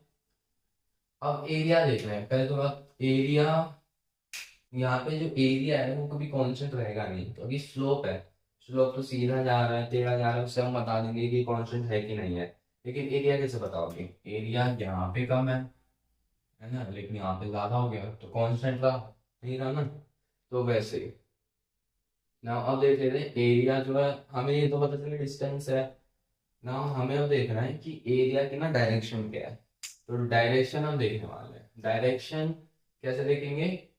डायरेक्शन एरिया की थीटा से नहीं देखते हैं, डायरेक्शन एरिया की देखते हैं हमेशा ग्राफ से, मतलब ग्राफ की सारी चीज देखते हैं। ग्राफ की जो एक्स एक्सेस की लाइन है ना, एक्स एक्सेस के नीचे चले गया तो डिस्प्लेसमेंट हमारा माइनस हो जाएगा, है ना, और ग्राफ से जस्ट टच है तो अपना डिस्प्लेसमेंट जीरो भी हो सकता है, और ग्राफ से ऊपर है तो पॉजिटिव रहेगा। तो ये जो एरिया है वो ग्राफ से ऊपर है तो एरिया होगा पॉजिटिव, ये भी ग्राफ से ऊपर है तो ये भी एरिया पॉजिटिव। अब ये पॉजिटिव भी है, जीरो भी है और नेगेटिव भी, यानी डिपेंड अपॉन टाइम, ये डिपेंड करता है टाइम पे, डिपेंड अपॉन टाइम। क्यों? क्योंकि देखो इस टाइम पीरियड के लिए डिस्प्लेसमेंट जो है वो पॉजिटिव है, इस टाइम पीरियड के लिए डिस्प्लेसमेंट जो है वो नेगेटिव है, और इस टाइम पीरियड के लिए डिस्प्लेसमेंट जो है, इस टाइम पीरियड के लिए डिस्प्लेसमेंट जो है वो नेगेटिव है। तो यानी ये पॉजिटिव भी हो सकता है, नेगेटिव भी हो सकता है और जीरो भी हो सकता है। ठीक है, वैसे ही यहाँ पे एरिया जो होगा वो पॉजिटिव होगा, ग्राफ से ऊपर है ना हमेशा, मतलब एक्स एक्सिस से ऊपर है। यहाँ पे भी माइनस भी हो सकता है, प्लस जीरो भी हो सकता है और पॉजिटिव भी हो सकता है। तो वही डिपेंड अपॉन द टाइम, ये ही यहाँ पे लगेगा। यहाँ पे हम देखें तो यहाँ पे जो डिस्टेंस है वो पॉजिटिव रहेगा, क्योंकि एक्स एक्सिस के ऊपर है। यहाँ पे भी डिस्टेंस पॉजिटिव रहेगा। अब यहाँ पर देखो, यहाँ पर इस पोजीशन के लिए भी पढ़ेगा। चलो इस पोजीशन के लिए पढ़ते हैं। इस पोजीशन के लिए थीटा जो होगा वो कैसा होगा, जीरो। क्योंकि देखो स्लोप ही तो वेलोसिटी बाय टाइम अपना स्लोप होगा, और स्लोप ये जो अपना स्लोप है वो एकदम स्ट्रेट जा रहा है ना। वो भी किस डायरेक्शन, मतलब किस डायरेक्शन में, एक्स एक्सिस के डायरेक्शन में। तो थीटा जो है वो जीरो हो जाएगा और स्लोप क्या हो जाएगा, स्लोप भी zero. Now start from rest, rest position से स्टार्ट कर रहे हैं। अगर इंटरसेप्ट पूछे तो और भी बता देना। और अगर आपसे पूछ लिया जाए इसका एरिया, एरिया क्या बताएगा, तो एरिया देखो यहाँ पे ग्राफ ना एक्स एक्सिस से ऊपर है ना एक्स एक्सिस से नीचे, ये एक्स एक्सिस पे ही है, तो एरिया होगा जीरो। यानी इससे क्या पता लगता है कि डिस्प्लेसमेंट जो होगी इस ग्राफ के लिए वो जीरो होगी। ठीक है, अब देख लेते हैं हम कि इनका जो स्लोप है वो कांस्टेंट है कि नहीं है। इधर कांस्टेंट है, इधर भी कांस्टेंट है, इधर भी कांस्टेंट है, इधर भी कांस्टेंट है, इधर कांस्टेंट नहीं है।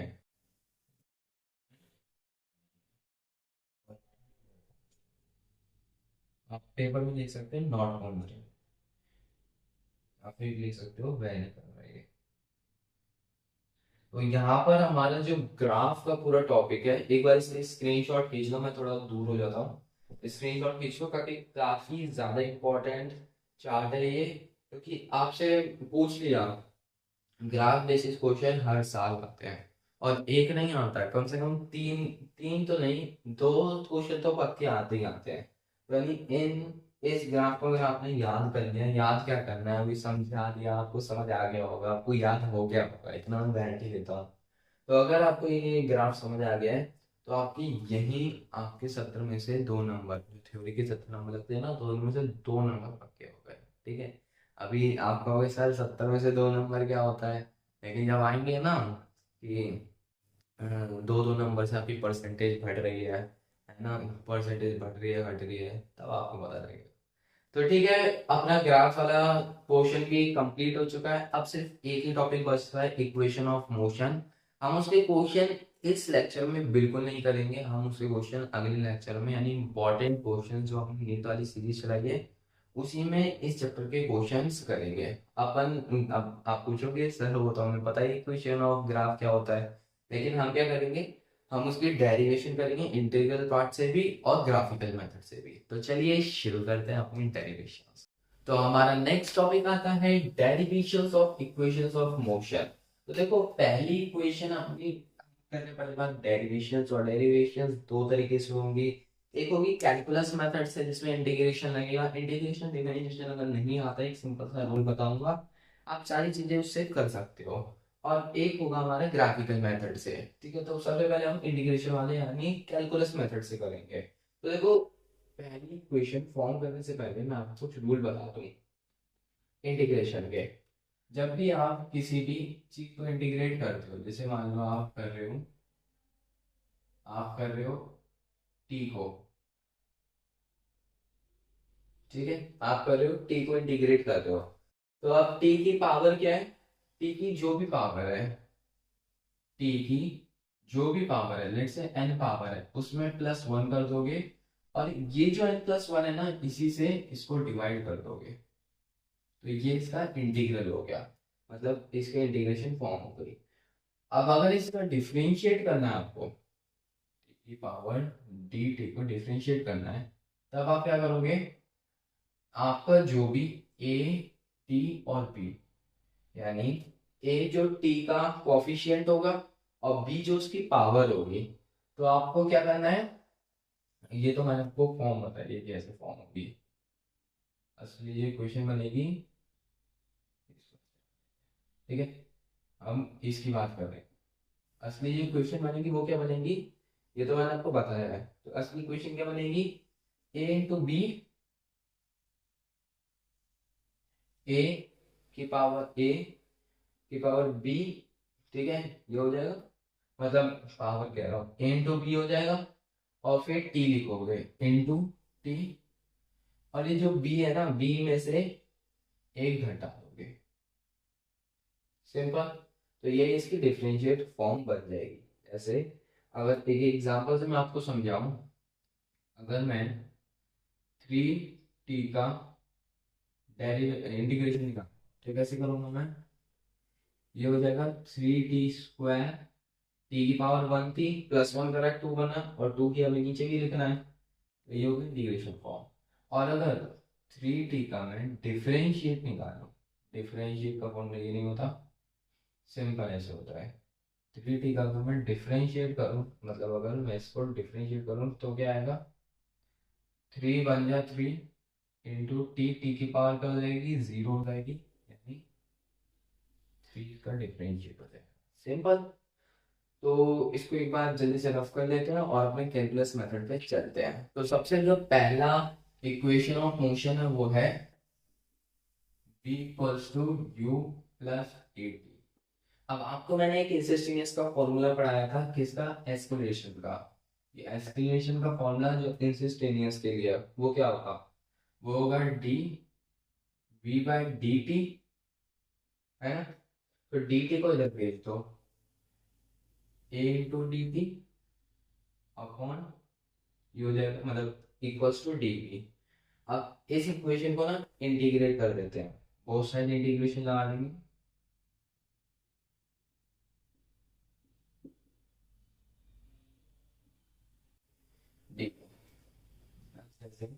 यहाँ पे a है, तो हम पहली बार डिफरेंशिएट किसका करते हैं, मतलब इंटीग्रेशन किसका करते हैं, जो d के बाद वैल्यू हो।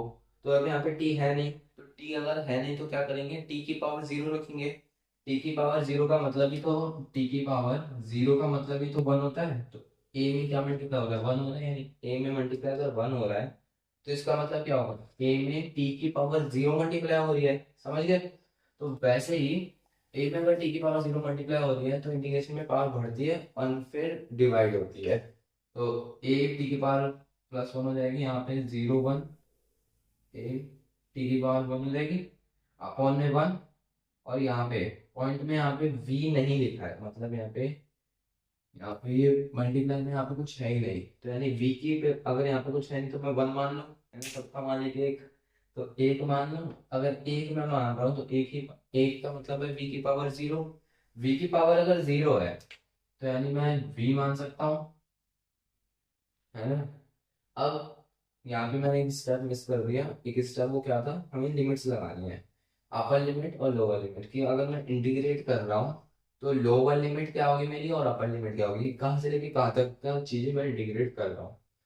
तो टी टी मैं 0 से लेके फाइनल टी तक इंटीग्रेट कर रहा हूँ, और वी वेलोसिटी किसके है, इनिशियल वेलोसिटी से फाइनल वेलोसिटी के लिए, और डी वी को किसके लिए इंटीग्रेट कर रहा हूँ, मतलब वेलोसिटी को किसके लिए इंटीग्रेट कर रहा हूँ, फाइनल सॉरी इनिशियल वेलोसिटी से फाइनल वेलोसिटी के लिए। तो ये हो गई लिमिट्स। अब लिमिट्स कैसे लिखते हैं, लिमिट्स लिखते हैं ऐसे, 0 से टी के, u से v।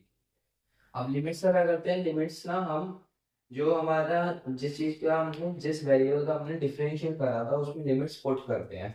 तो अगर मैं टी में पुट करूँ, टी की पावर पहले टी रखूंगा और फिर देन माइनस में जो लोअर लिमिट होगी, ऐसे ऐसे हम लिमिट्स को सॉल्व करते हैं, ठीक है ना। वेलोसिटी आएगी हमारी, अब वेलोसिटी में जो पहली बार वेलोसिटी नहीं आएगी, वेलोसिटी तो हमारा वेरिएबल है, वेलोसिटी में हमें ये रखना है, तो बड़ा बड़ा भी माइनस जो यू होगा हमारा, तो ये हमारा हो गया A T B minus U, और v equals to you plus A T. ये हमारी हो गई इक्वेशन, ठीक है।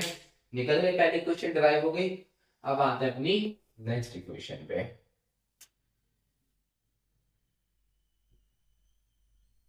आज देख रहे हो। नाउ अब आते हैं सेकंड इक्वेशन तो s equals to ut plus half A T square. अब आपको क्या लगता है इसमें कौन सा फॉर्मूला लगेगा। ऐसा अगर आ रहा है तो यानी एक ऐसा फॉर्मूला चाहिए हमें जहां पर ऐसा आता हो। तो s का अगर मैं डेरिवेटिव देखूं तो s का डेरिवेटिव सिर्फ एक फॉर्मूले में आता है, वो किसका, वेलोसिटी का। Velocity is equals to ds by dt।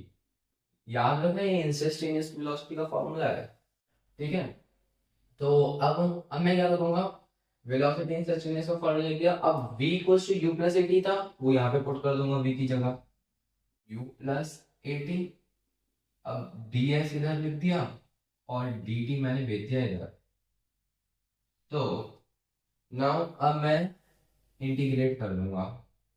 पहली बात तो इसको अच्छे से सॉल्व करते हैं।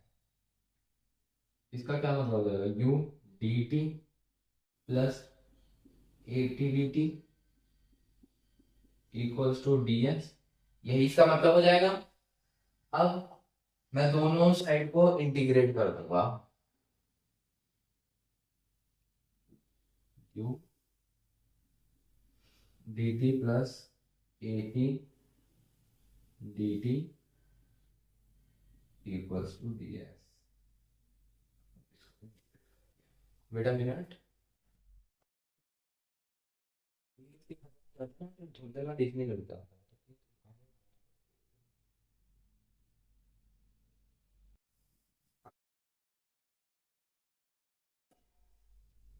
तो अब यहाँ पे ना आते आते बच्चे घूम जाएंगे।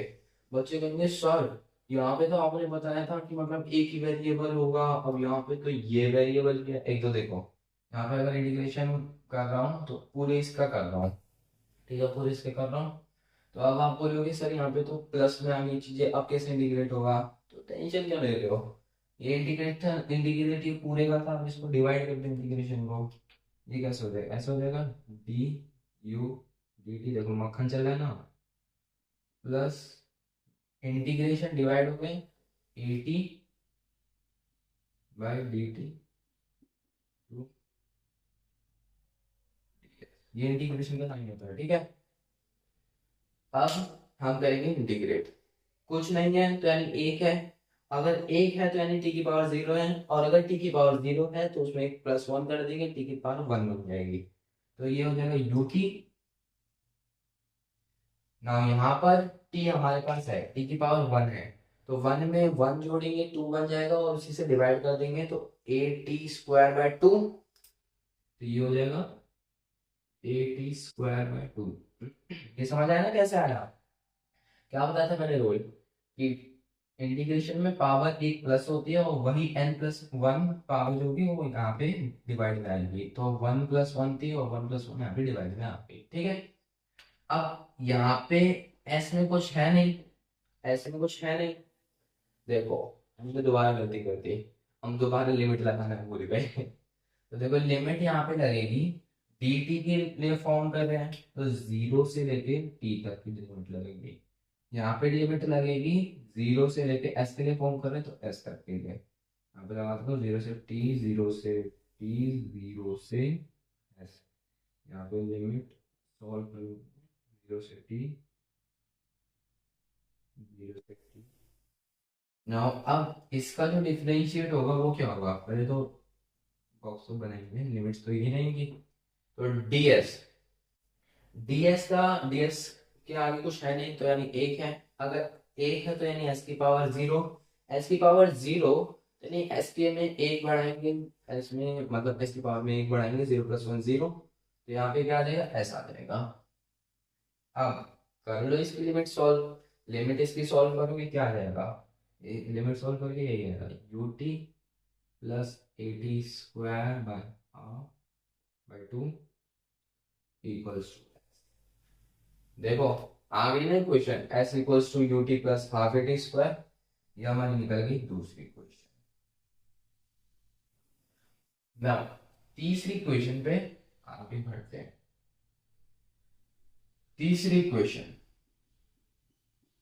तीसरी इक्वेशन क्या कहती है, तीसरी इक्वेशन कुछ नहीं कहती, बस इक्वेशन है।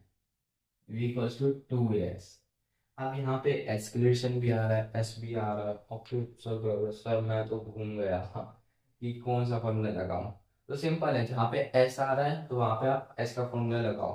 मतलब पहली बात, एस्केलेशन आ रहा है ना, तो एस्केलेशन का फॉर्मूला लगा के देखते हैं। हमेशा ना डेरिवेशन याद मत करा करो, डेरिवेशन फॉर्म करने की कोशिश करा करो कि कैसे निकलेगा, कैसे आएगी चीजें। क्योंकि अगर डेरिवेशन आप याद करके चले गए तो आप भूल भी सकते हो, लेकिन आप अगर खुद सॉल्व करोगे तो आप कभी भूलोगे नहीं। हिट एंड ट्राई मेथड लगाओ कि क्या बोलते हैं, अगर मान लो एस के फॉर्मूले से आपने लगाया तो आपका एरर आएगा, ए के फॉर्मूले से लगाया तो भी आपका एरर आएगा। अभी उसमें मल्टीप्लाई की चीजें तो चलो करते हैं सीधा।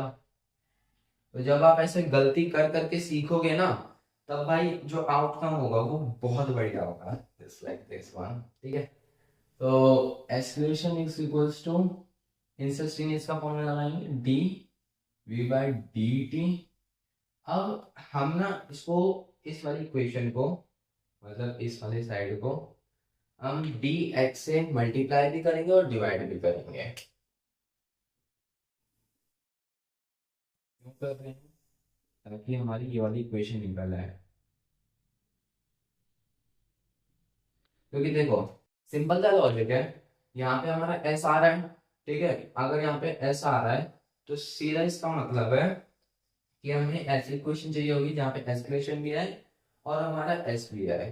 तो अब वही है, एस्केलेशन हमने ले लिया, अगर हमें एस लेना तो ये डिवाइड मल्टीप्लाई करना पड़ेगा। अब क्या करूँ मैं? अब सर, कुछ बच्चे बोलेंगे सर dx से dx काट दो। अरे सही खेल रहे हो तुम। अगर dx से dx काट दूंगा तो वो लिखा ही क्यों? हम पहले इसको शिफ्ट करेंगे, dt के नीचे dx ले लेंगे इनटू dx के नीचे dt ले लेंगे। ऑप्शन कई बच्चे चलेंगे सर फॉर्मूला बन गया, फॉर्मूला कौन सा फॉर्मूला बन गया? dx by dt equals to velocity होता है, तो वही करते हैं अपन, इनटू वेलोसिटी। ये हो गई वेलोसिटी। अब क्या करेंगे, हम dx को इधर भेज देंगे।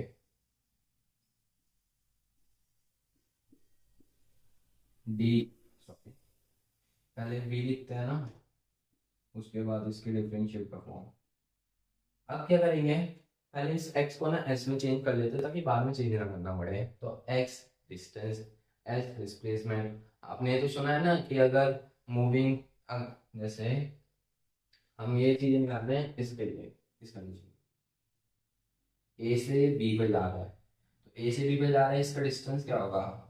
Distance, let's say distance 10 metre है, तो डिस्टेंस 10 मीटर होगा, डिस्प्लेसमेंट डिस्प्लेसमेंट भी 10 मीटर होगा। तो डिस्टेंस और डिस्प्लेसमेंट इक्वल हो सकते हैं।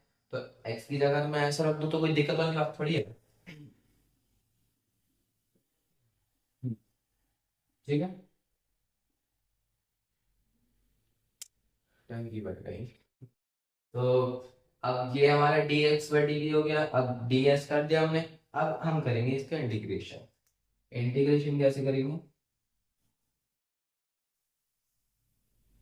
लिमिट्स लगाएंगे एस के लिए, 0 से s इक्वल्स टू, यहाँ पे v dv, यहाँ पे v वेलोसिटी के लिए लगाया तो इनिशियल वेलोसिटी से फाइनल वेलोसिटी।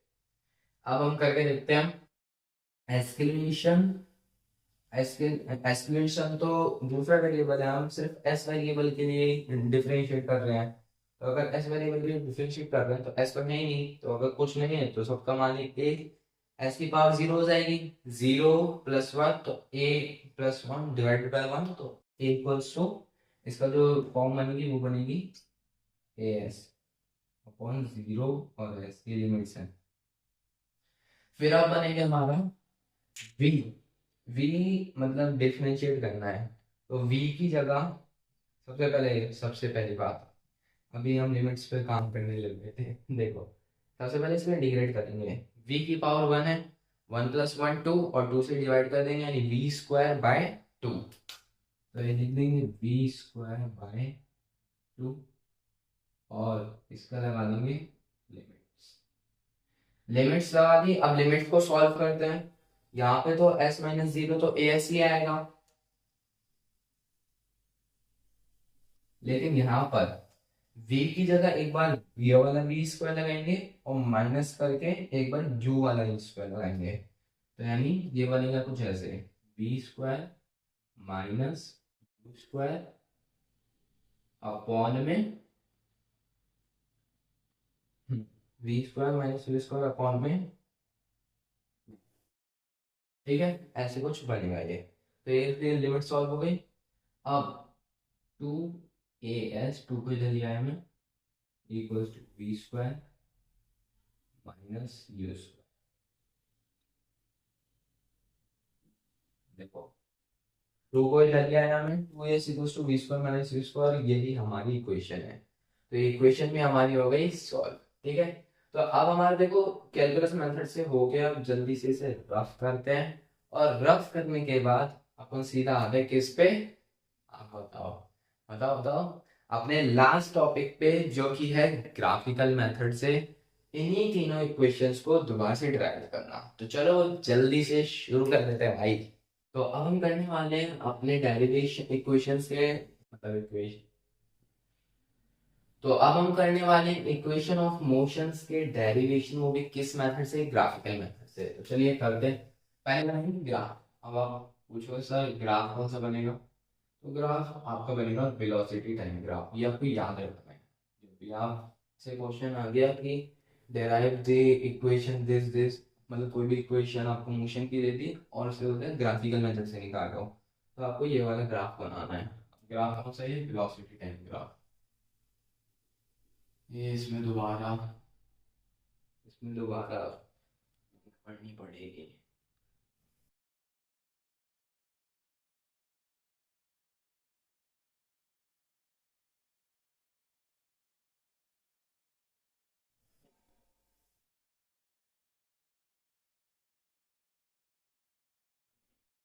तो देखिए ये आपका ग्राफ बन गया, और ग्राफ यहाँ पे लिख देंगे वेलोसिटी, और यहाँ पे वेलोसिटी टाइम ग्राफ है, और ये ऑब्जेक्ट ऐसे जाता है, ठीक है।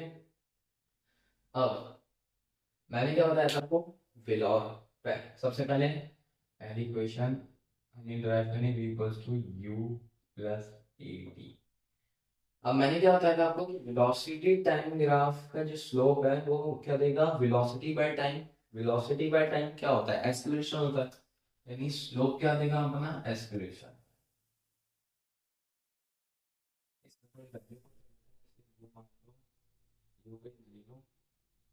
ये हो गई u, यहाँ से स्टार्ट करा है, ग्राफ के लिए ये u है, असल पोजीशन तो कुछ और ही होगी, ठीक है।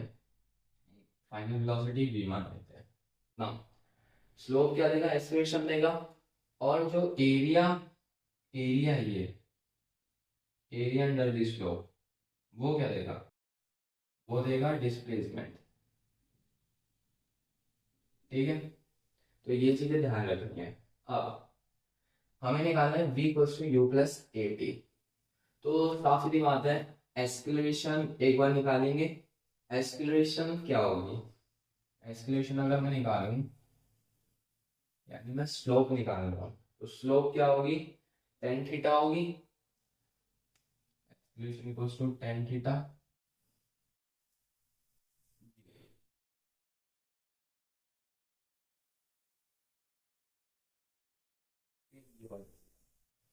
तो अब इसका टेन थीटा निकालेंगे, तो यानी परपेंडिकुलर बाय बेस, परपेंडिकुलर क्या है, ये u, तो यहाँ पे भी u।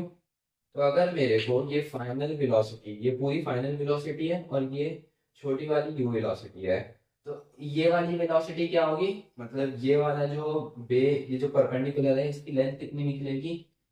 पहले तो यहाँ पे लिखूँ मैं, tan theta equals to perpendicular by base, perpendicular क्या निकलेगी, ये पूरा v, ये u, अगर v में से u घटा दूं तो ये निकल जाएगी, इसलिए v माइनस यू परपेंडिकुलर है, और बेस क्या है, बेस पूरा ये है। तो ये पूरा जितना टाइम ट्रेवल किया, टाइम ट्रेवल करने में गया है, यानी टाइम टेकन बाय बॉडी, तो ये इसके बराबर हो जाएगी। तो ये रख देते हैं t t equals to v minus u, यानी v equals to you plus A t. अपनी इक्वेशन पहली निकल चुकी है, ठीक है। नाउ नेक्स्ट हमें निकालनी है सेकेंड एस वाला, s equals to U T plus half A T square. अब देखो यहाँ पे थोड़ा खेलना पड़ा था हमें कि हमें एस्केलेशन ढूंढना है, फिर एस्केलेशन पे टेन थीटा वगैरह निकालना है। लेकिन यहाँ पे तो यार साफ साफ हमें एस निकालना है, और एस हमें पता है क्या होता है। एस होता है स्लोप के नीचे का जितना भी ग्राफ का वो दे रखा है हमें, स्लोप के नीचे का जितना भी एरिया दे रखा है वो निकालना है हमें। तो देखो कई बच्चे होंगे जिनको इसके एरिया निकालना नहीं आता, कई होंगे जिनको एरिया निकालना आता है। तो देखो एरिया कैसे निकलेगा इसका, या तो आप ट्रेपेजियम का फॉर्मूला लगा दो, या फिर अगर ट्रेपेजियम का फॉर्मूला नहीं आता है तो आप क्या करो, एक ट्राइंगल बना लो और एक रेक्टेंगल बना लो। ठीक है, आप उनका फॉर्मूला निकाल लो। तो मैं तो ट्राइंगल और रेक्टेंगल वाले से ज़्यादा इजी लगता है, वही वाला करूँगा। एरिया एस इक्वल्स टू क्या होगा, एरिया जो ट्राइंगल का होगा प्लस में एरिया। आप पता है अगर क्वेश्चन आ जाए ये स्कूल में या फिर पेपर में आ जाए, तो आप ट्राइंगल सिर्फ नहीं लिखोगे, आप लिखोगे ट्राइंगल, इसका नाम लोगे, इसका नाम आप दोगे ग्राफ में कि ये पॉइंट ए है, ये पॉइंट बी है, ये पॉइंट सी है, ये पॉइंट डी है, और ये तो ऑरिजिन है, वो पॉइंट ले सकते हो इसे। एरिया ऑफ, तो आप कैसे लिखते हैं, area of triangle A B C, area of rectangle A B C था ना, तो ए सी डी ओ, ऐसे आप लिखते हैं। ठीक है, तो एरिया ऑफ ट्राइंगल क्या होता है, half into base into height, और area of triangle length into breadth. तो half into base into height बोले तो हाफ लिख देते हैं। अब इसका बेस क्या है, ट्राइंगल का जो बेस है वो टी है, तो टी लिख दो इधर। और जो हाइट है ट्राइंगल की वो ये है परपेंडिकुलर के बराबर, परपेंडिकुलर क्या था, वी माइनस यू, यही है। अब हम निकाल लेंगे एल, वेट। ठीक है, अब इस ट्राइंगल की लेंथ क्या है, लेंथ इसकी टी है, लिख दो फिर। और ब्रेथ कितनी है, ब्रेथ अपनी यू है, ये तो यू था ना, इसलिए यू हो गया। तो अब अगर मैं निकालूं हाफ इंटू, अब जैसे पहले रुको, हमने पढ़ा है एस्केलेशन होता है v minus u by T, सही बात। तो v माइनस यू किसके बराबर होगा, ए टी, है ना। तो इसी के बलबूते पे देयरफॉर हाफ, और t का t, v माइनस यू की जगह आप ए टी रख रहे हैं, प्लस t और ये u हो गया। तो ये आ जाएगी half A T square plus u t, और ये s, s equals to U T plus A T. ये अपनी निकल गई, ये अपनी निकल गई क्या, सेकेंड इक्वेशन, सेकेंड इक्वेशन अपनी निकल गई। यार आज ये मार्कर बहुत ज्यादा मर रहा है, मतलब ये मान लो इसको सिर्फ एक ही लेक्चर में कम से कम 5 से 10 बार रिव्यू कर चुका हूँ मैं।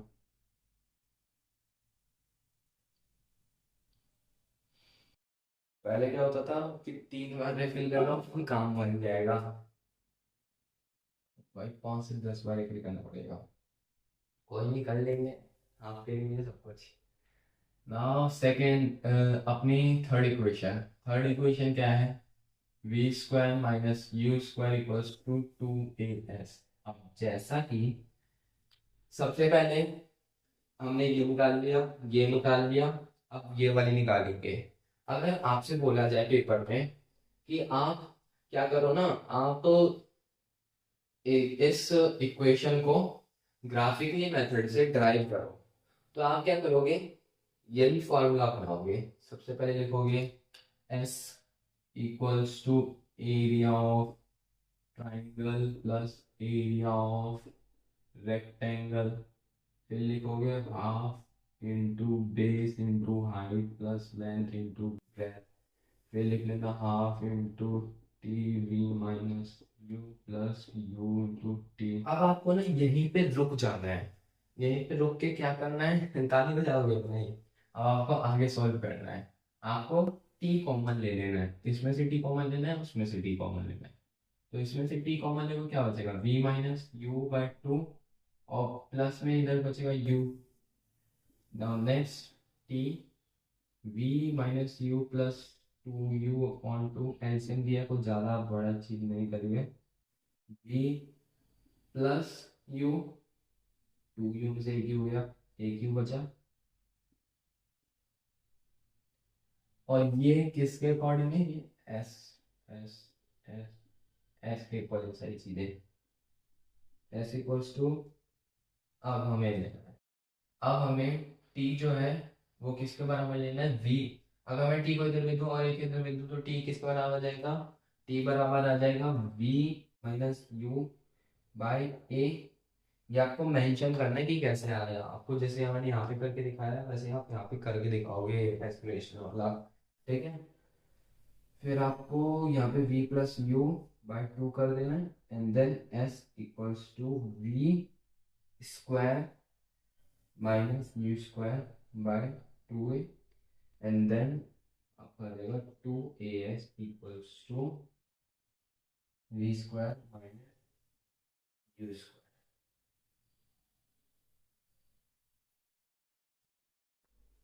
तो अपनी तीनों इक्वेशन ग्राफिकली मेथड से भी और कैलकुलस मेथड से भी प्रूफ हो चुकी हैं, और इसी के साथ बूम हमारा चैप्टर भी पूरा खत्म हो चुका है। अब नेक्स्ट क्लास जो होगी वो होगी इसी के इंपॉर्टेंट क्वेश्चंस की। तब तक के लिए मुस्कुराते रहिए, पढ़ते रहिए। जय हिंद, वंदे मातरम।